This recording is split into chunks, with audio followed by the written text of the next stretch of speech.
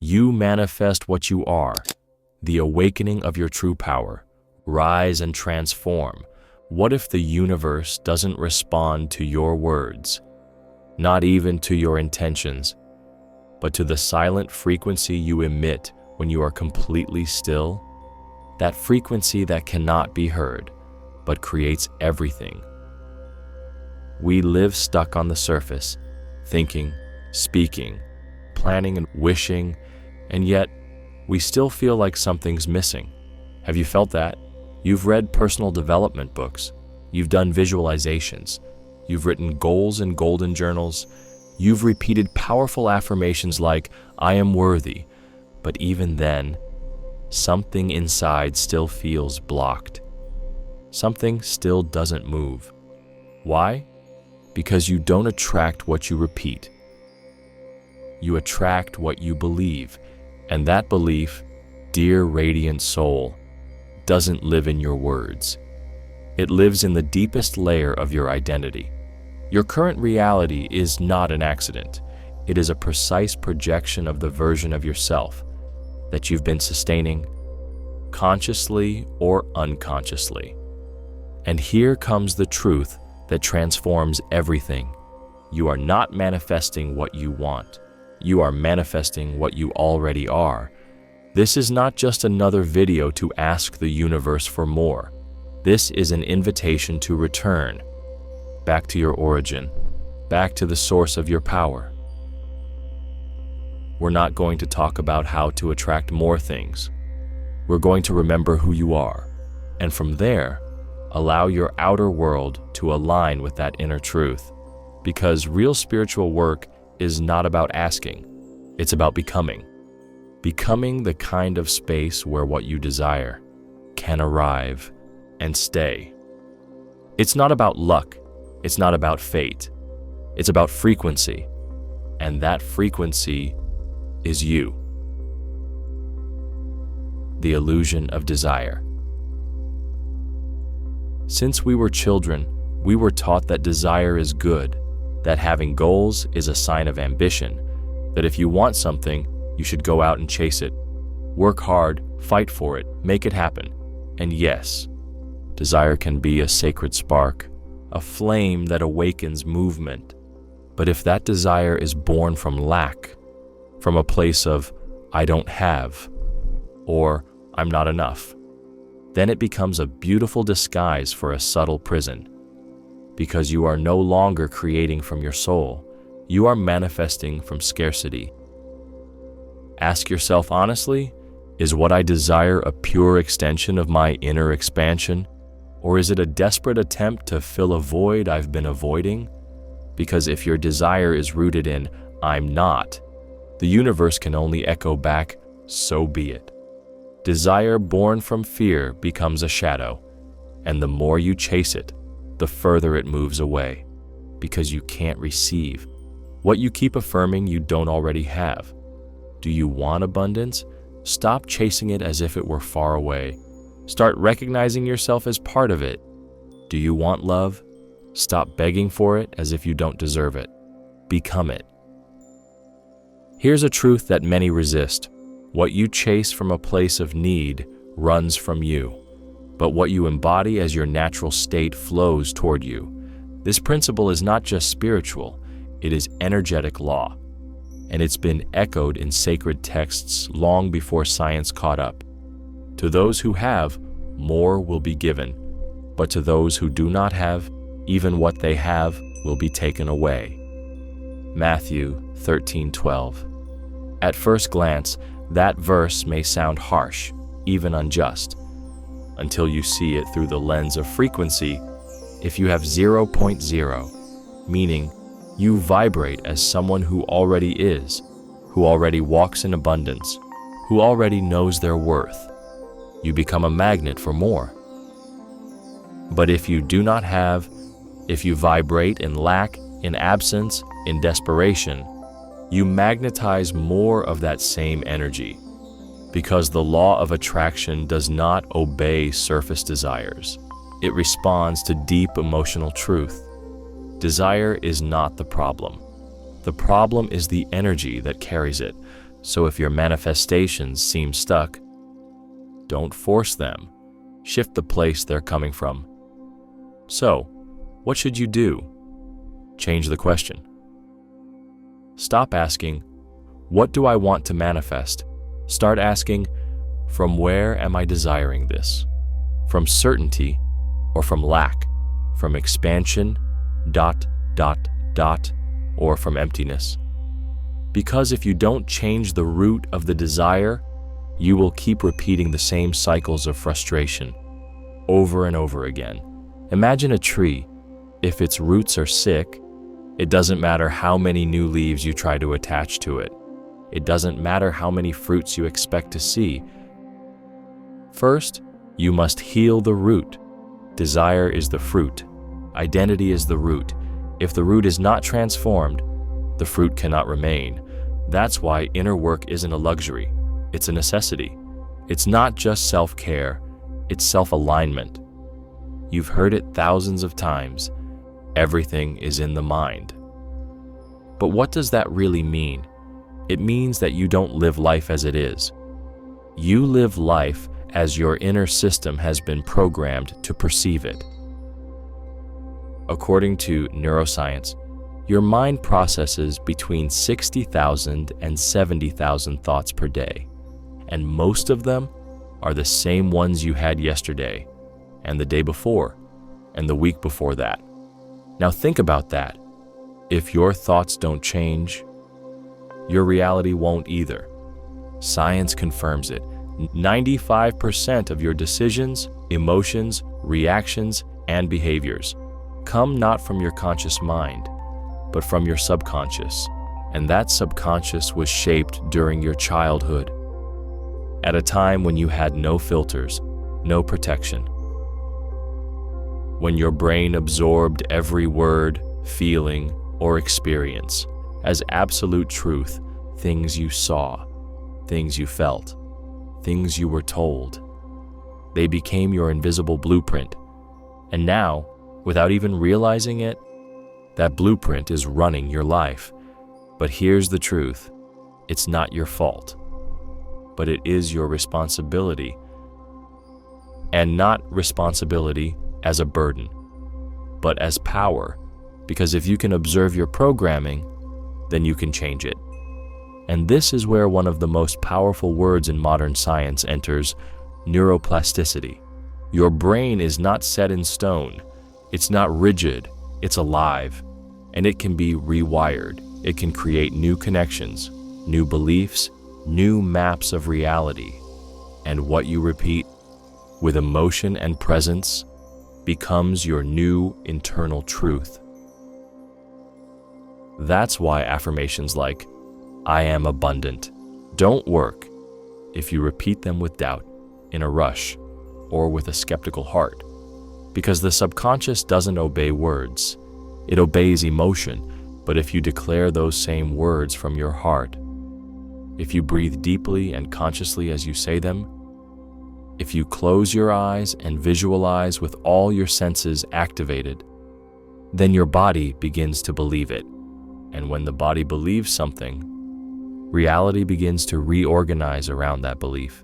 Faith, both spiritually and scientifically, is not just a religious concept. It's a vibration, a certainty, a frequency that aligns your entire being with a higher possibility. As Jesus once said, "According to your faith, let it be done to you." That's not just a spiritual saying, it's a quantum law, because when you vibrate, as if you have already received, the universe responds accordingly. Faith is not sitting with fingers crossed, hoping something will happen. Faith is moving, deciding, thinking, and feeling as if it has already happened. It's not passive, it's not fragile. It is the bridge between the invisible and the visible, between what you imagine and what you actually live. So if you find yourself manifesting the same old reality again and again, pause. Don't rush to change the outside. Go within. Observe the pattern. Interrupt the autopilot. Choose a new response. That is where transformation begins. That is where manifestation becomes real. That is where your rebirth starts. Inner change. The sacred workshop of the soul. Most people want fast results. They want to manifest a new life without releasing the old version of themselves. But here's the truth. You cannot manifest from what refuses to die. Your old self cannot hold a new reality. People don't fail because they lack intention. They fail because they resist transformation. They have beautiful dreams, yes. They have clear visions, yes. But they keep reacting the same way. They keep speaking to themselves the same way. They keep carrying the same wound, expecting life to change first. But reality doesn't respond to your goals. It responds to your frequency. And your frequency is the sum of your internal habits. That's why conscious manifestation is not just about asking. It's about becoming an alchemist of your inner world.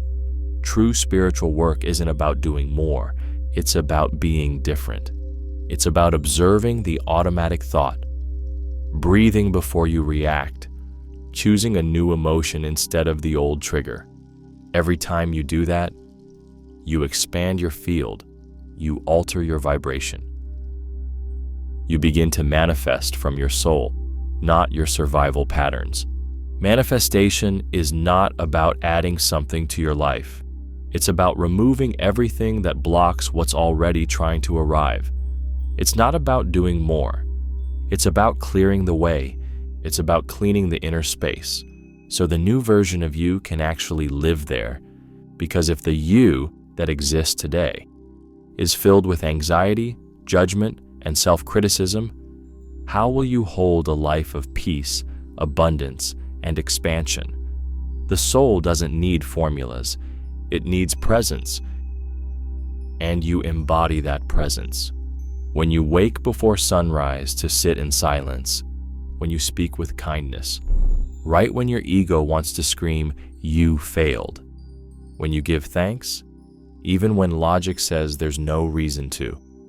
That's when you're rebuilding your inner temple. That's when you begin to remember who you truly are. Your soul is a sacred workshop.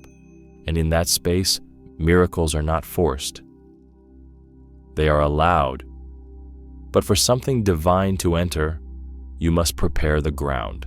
And that preparation happens through loving discipline, sacred surrender, and the daily decision to be more of who you truly are.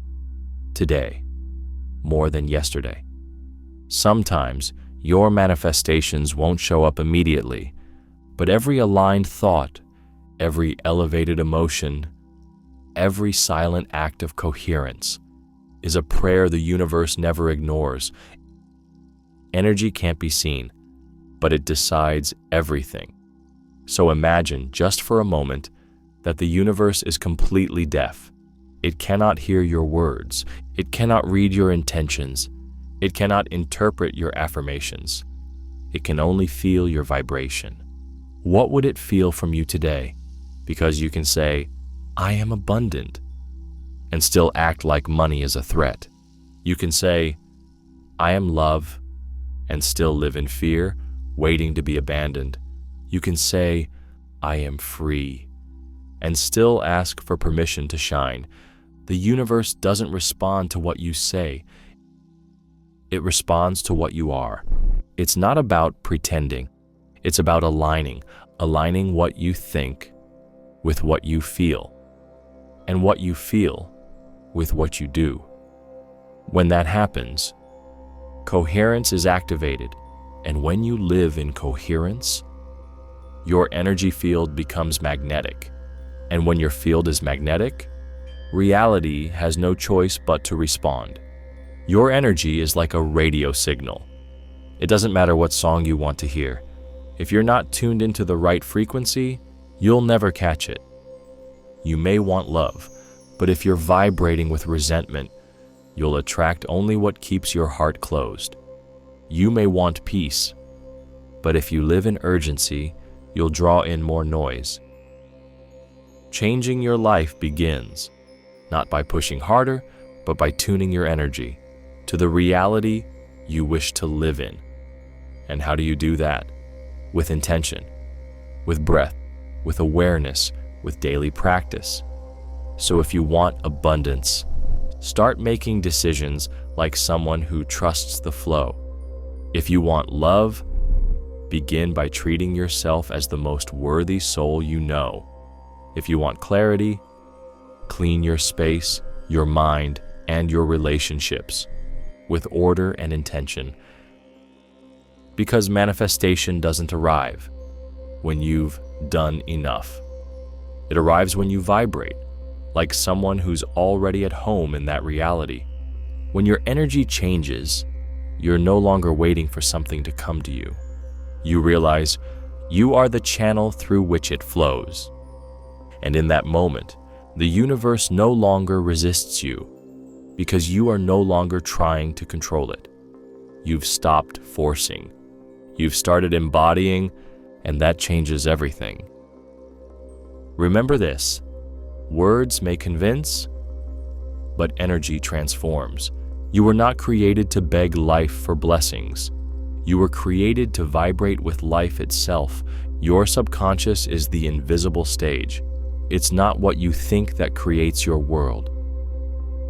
It's what your subconscious believes is true. And the hard truth? Most of your daily choices aren't actually conscious. We love to think we choose freely at every moment, but science tells a different story.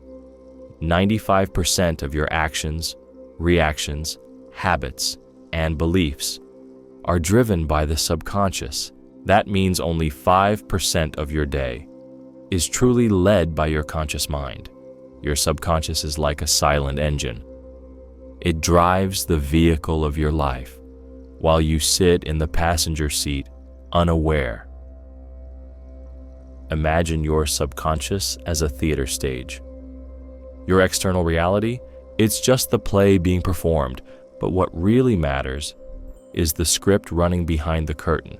And if that script says, "I'm not enough, money is dangerous, people always leave me, God is judging me," then it doesn't matter how many courses you take, how many affirmations you repeat, how many rituals you perform, the play will always end the same way. So here's the real question: who wrote that script?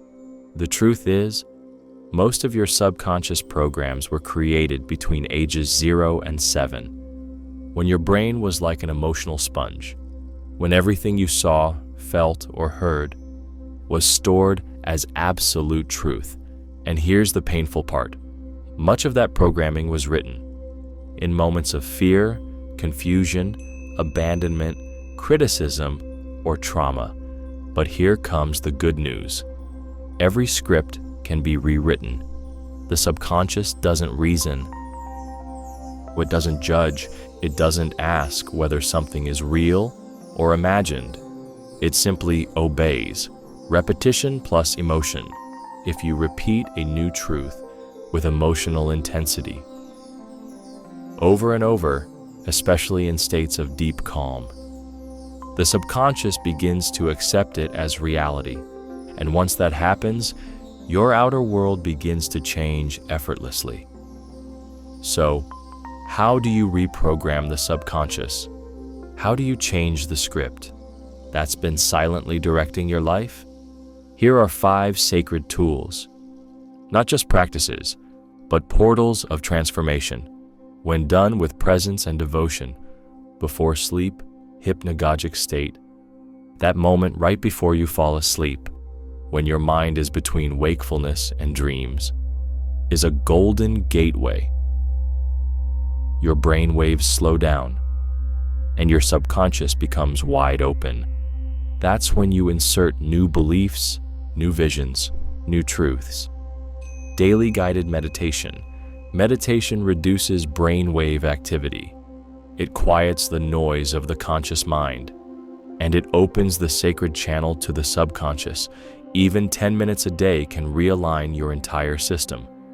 If you do it with presence and breath, affirmations with emotion and visualization, Words alone are not enough, but when you speak your affirmations with deep emotion, when you see them with your inner eye, when you feel them as if they were real, then your nervous system begins to accept that version of you as the new normal, acting as if your body records experiences.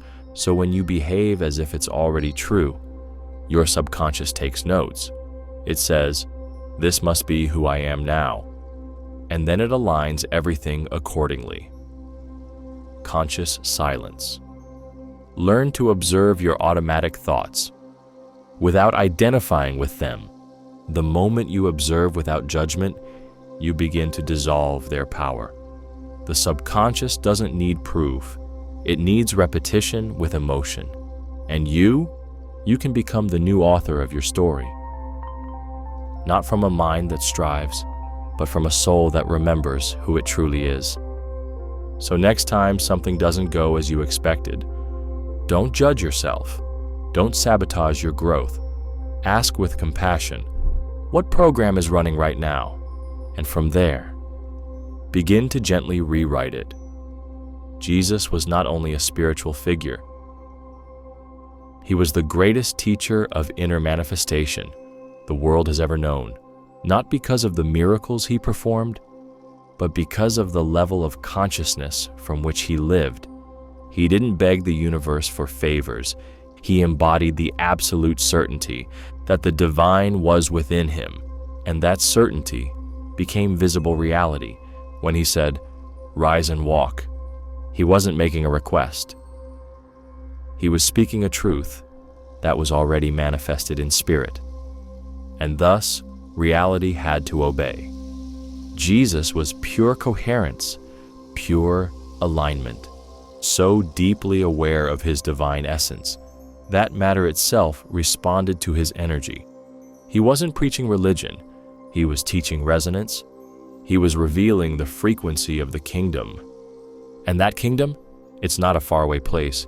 It's not above the clouds. The kingdom of God is within you. Luke 17:21. That means everything you're searching for out there has already been planted in here. You just have to remember it, embody it, live it. When Jesus said, "Whatever you ask for in prayer, believe that you've received it and it will be yours." Mark 11:24. He wasn't talking about long, desperate prayers. He was talking about vibrational alignment, about praying from the emotion of already having, what science today calls the collapse of the quantum wave function. Jesus lived as inner certainty. When you vibrate in deep faith, you collapse all probabilities and materialize the one that matches your soul. That's what Jesus did, and that's what you can do too. When you remember that the Christ also lives in you, he didn't come to say, "Look what I can do." He came to show us what you can do when you awaken to your divinity. What reality are you holding right now? You don't attract what you dream of. You attract what you silently sustain every single day. Your current reality is not the result of luck, punishment, or chance. It is the sacred echo of your most consistent vibration. And vibration is not created randomly. It is the accumulated result of your thoughts, emotions, reactions, and deepest inner beliefs. Look around you with honesty. Is there chaos? Is there lack? Are there painful cycles repeating? That doesn't make you guilty. It makes you a creator without awareness, an unconscious writer of an old script.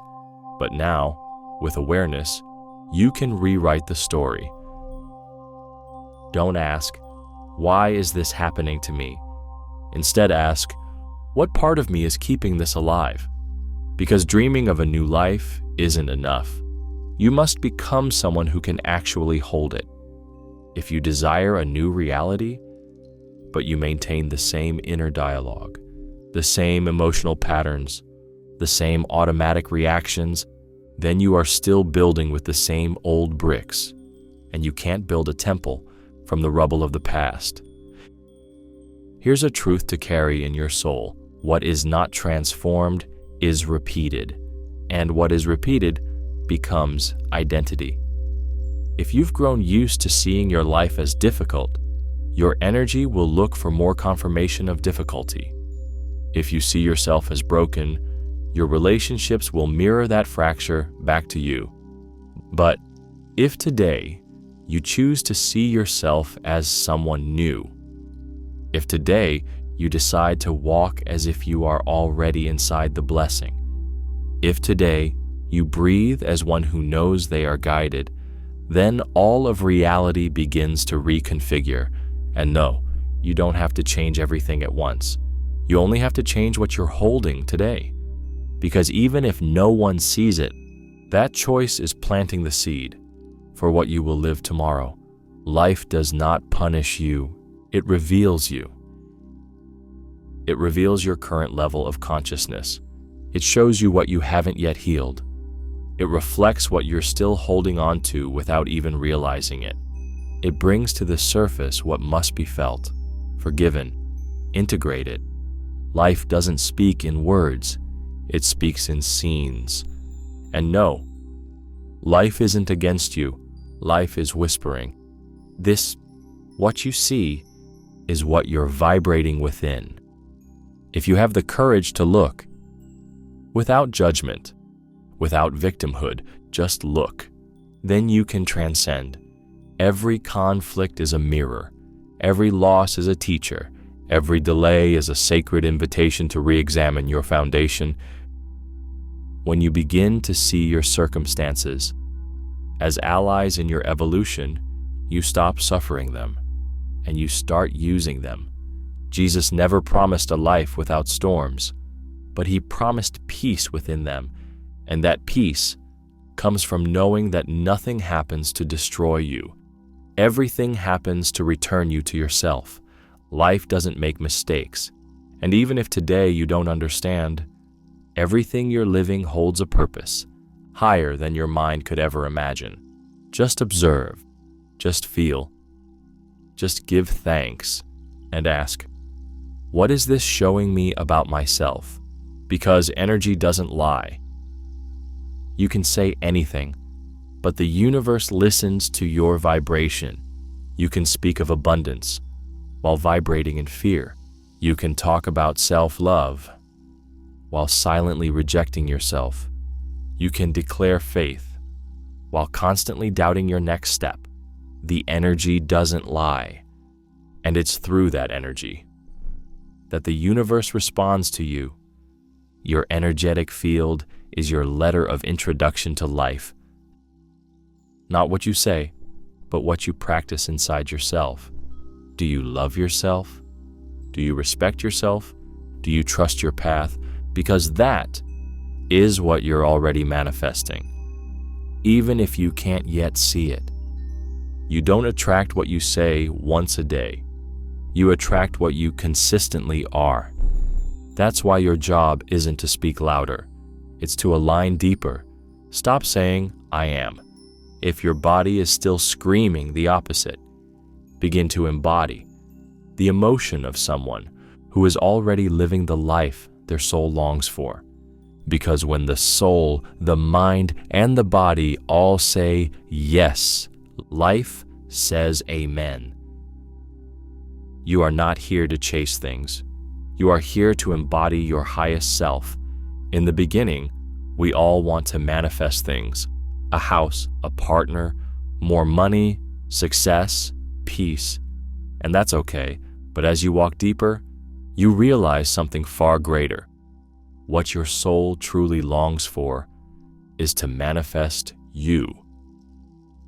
The version of you that doesn't wear masks, the one who doesn't shrink to fit in, the one who doesn't beg to be chosen, the version that walks with clarity, love, and divine authority, the one who knows God walks beside them in every step.